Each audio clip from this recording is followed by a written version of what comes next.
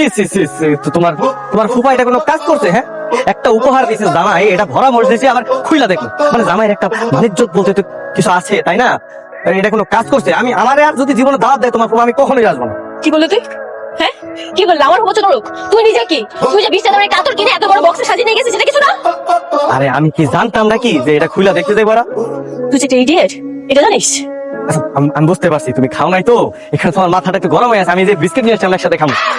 ও, আমাদের তো দাওয়াত দুইটা আছে, একটা কিছু গিয়েছে, আরেকটা দাম। চলো, যে উপহার আছে এটা নিয়ে যাই, চলো। চলো কেন? ওইখানে যাওয়ার পর আমার মান সম্মান সবকিছু শেষ করার জন্য, তাই না? তুমি যে, আমি নিশ্চিত তুমি এটার মধ্যে হাত ঢুকাইছো। আরে এটার মধ্যে ভালো জিনিস আছে, লাক্সারিয়াস প্রোডাক্ট। আমি তোমাকে বিশ্বাস করি না। চলো তো দেখি, আমি এটা দেখবো কি আছে ভিতরে। আর বিশ্বাস করো, এটার মধ্যে লাক্সারিয়াস একটা প্রোডাক্ট আছে। আমি তোমাকে খুলতে বলছি না বের। আরে না, পরে দেখো আর কি গিফট। আরে এইটাই তোমার লাক্সারিয়াস প্রোডাক্ট না? না মানে লাক্সারিয়াস একই তো একটা। আরে আমি দুলা ভাই মানুষ না, তাই লাক্স সাবান গিফট করছি, বুঝো না? এটা লাগায় সুন্দর হয়ে যাবো, গ্ল্যামার বাড়ো, গ্ল্যামার। এই জন্য তোমার বোনের বিয়ে করতে যাবি লাক্স সাবান দিয়ে? আর বোনের বিয়ে খেতে কি জানে বক্সের উপরে কি নাম লেখা থাকবো নাকি, কে গিফট দিছে বুঝবো?